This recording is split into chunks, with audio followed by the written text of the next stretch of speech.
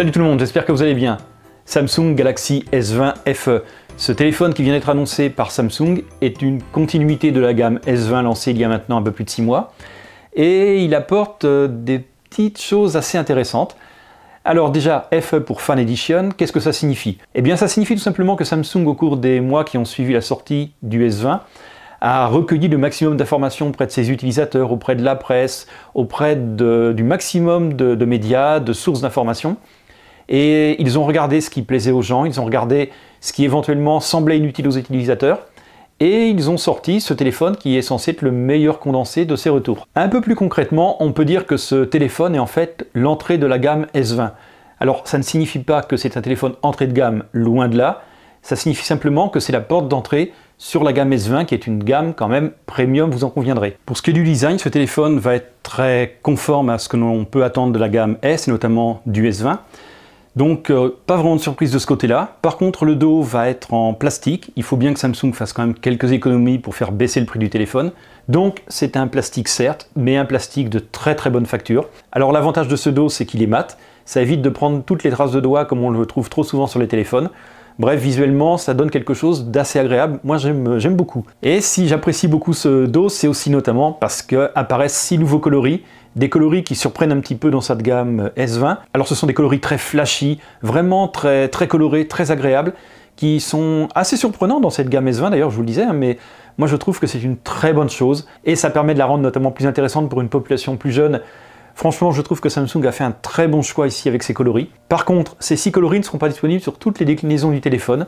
Si vous faites le choix d'une version 256 Go de stockage, étonnamment, vous n'aurez que 3 coloris disponibles. Pourquoi ce choix? Je n'en ai aucune idée, il faudrait poser la question à Samsung. Pour ce qui est de la face avant, nous avons un écran de 6,5 pouces. C'est un écran qui n'est pas à bord incurvé comme le reste de la gamme S20, c'est un écran plat.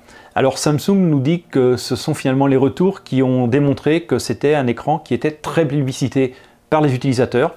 Ils le préfèrent au bord incurvé. Alors c'est vrai qu'en termes de design, les bords incurvés ont généralement tendance à faire un peu plus premium, mais à l'usage, manifestement, les gens préfèrent assez nettement la dalle plate. C'est donc ce que nous retrouvons ici. Alors cette dalle de 6,5 pouces, c'est Full HD uniquement. Je dis uniquement, mais en réalité, c'est absolument pas problématique. Et le taux de rafraîchissement de cet écran, c'est là que c'est très intéressant, eh bien il est de 120 Hz, c'est-à-dire ce qui se fait quand même de mieux actuellement dans la gamme chez Samsung. Par contre, ce ne sera pas un écran adaptatif, c'est-à-dire qu'il ne s'adaptera pas, ou plus exactement, il n'adaptera pas le taux de rafraîchissement en fonction des applications que vous utilisez. Donc, il sera tout le temps 120 Hz ou tout le temps 60 Hz en fonction des choix que vous ferez dans les menus. Mais ça, c'est pas très grave, seul le Note 20 Ultra et le Z Fold 2 ont l'écran adaptatif, donc il est tout à fait normal que nous n'ayons pas cette possibilité sur ce téléphone. Sinon, pour terminer avec la façade avant, nous avons un poinçon en haut qui se situe au milieu de l'écran. Ce poinçon n'est pas le plus petit de la gamme, bon, il est un petit peu gros, mais en tout cas, il n'est absolument pas anormal par rapport au reste de la gamme. Bref, rien de particulier à en dire, nous reviendrons dessus un peu plus loin dans la partie photo. Au niveau de sa fiche technique, eh bien écoutez, elle est vraiment très intéressante. J'ai envie de dire que Samsung a probablement fait pas loin du sans faute.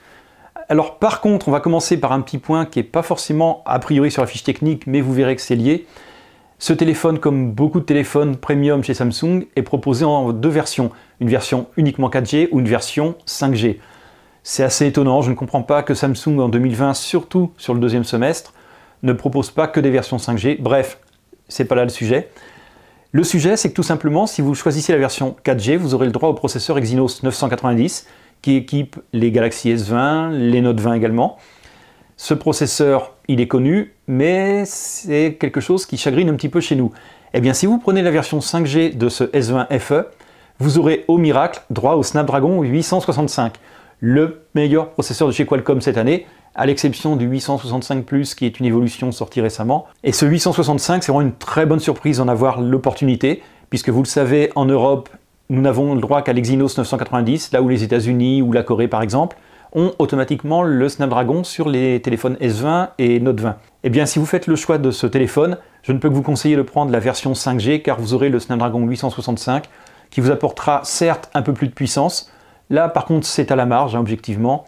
Entre les deux, à l'usage, vous ne verrez pas la différence. Par contre, vous aurez une meilleure consommation énergétique, c'est-à-dire que le Snapdragon vous permettra d'avoir une autonomie un peu meilleure que vous ne l'aurez avec l'Exynos, qui n'est pas du tout réputé pour avoir une bonne gestion de ce côté-là. Sinon, techniquement, nous avons au niveau du stockage 128 ou 256 Go. Et là où c'est très intéressant, c'est que Samsung donne l'opportunité d'ajouter une carte micro SD pour étendre ce stockage jusqu'à 1 Tera. Alors c'est une très très bonne chose. Là aussi, ils nous disent que c'est une demande des utilisateurs. Donc très très bon point. D'ailleurs, je ne pourrais que vous conseiller de prendre le modèle 128 Go. Il suffira à pas mal de monde. Et au cas où vous arriveriez au bout de ce stockage, eh bien vous rajoutez une micro SD et vous repartez pour encore quelques années. Donc très bien pour le stockage. Au niveau de la RAM, vous allez avoir 6 ou 8 Go selon le choix de téléphone que vous prendrez. Par contre, cette RAM, ce sera systématiquement de la LPDDR5, donc la meilleure RAM en 2020. Donc parfait de ce côté-là. Là aussi, ça sera amplement suffisant. Je vous parlais tout à l'heure évidemment de l'écran à 120 Hz. 120 Hz signifie évidemment une consommation énergétique relativement importante. Donc au niveau de la batterie, il est intéressant de voir ce qu'elle va proposer. Eh bien ici, nous avons une batterie de 4500 mAh.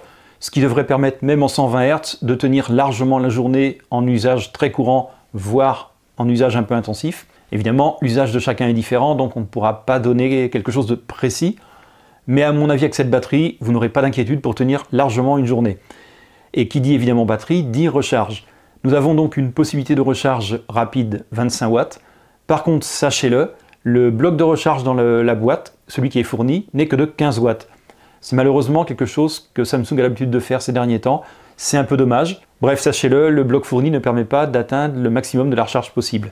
Sinon, parce que la recharge ne se limite pas à ça, nous avons également la recharge sans fil, la recharge dite par induction, et également la recharge inversée. Très bon point de la part de Samsung qui nous met tous les types de recharge disponibles. Et pour en terminer avec les petits points techniques, le téléphone est certifié IP68, donc il sera étanche aux projections d'eau et de poussière. Et il dispose également du son stéréo. Côté photo, sur la façade arrière, nous allons retrouver 3 caméras.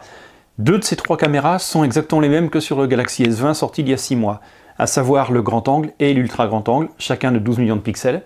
Par contre, le téléobjectif, là où nous avions 64 millions de pixels sur le S20, eh bien le S20 FE aura uniquement un capteur de 8 millions de pixels, avec une possibilité de zoom x3 et un space zoom numérique de x30. Le x30, oubliez tout de suite, en termes de rendu, ça ne donnera pas quelque chose de propre. Pour ce qui est de la partie vidéo, exit la 8K. Là encore, les utilisateurs ne l'ont apparemment pas plébiscité, ce que je comprends. Nous avons par contre de la 4K 60 fps.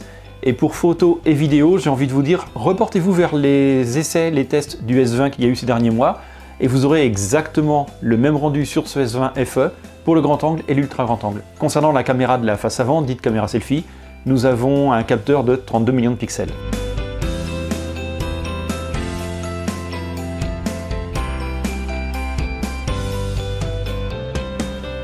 À présent, évidemment, parlons des tarifs, parce que c'est quand même, en règle générale, un petit peu le nerf de la guerre. Eh bien ici, le téléphone, selon les déclinaisons, ira de 659 à 829 €. Je vous mets les différentes déclinaisons à l'écran, c'est plus simple de les lire.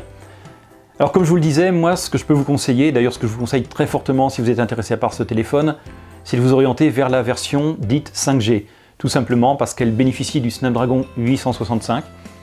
Alors certes, pour moi, il est important de prendre aujourd'hui un téléphone qui a la capacité 5G, peu importe que vous ne preniez pas d'abonnement dans les mois ou même dans les années qui viennent, mais avoir un téléphone qui a cette compatibilité, c'est quand même un gage de pérennité dans le temps pour ce téléphone.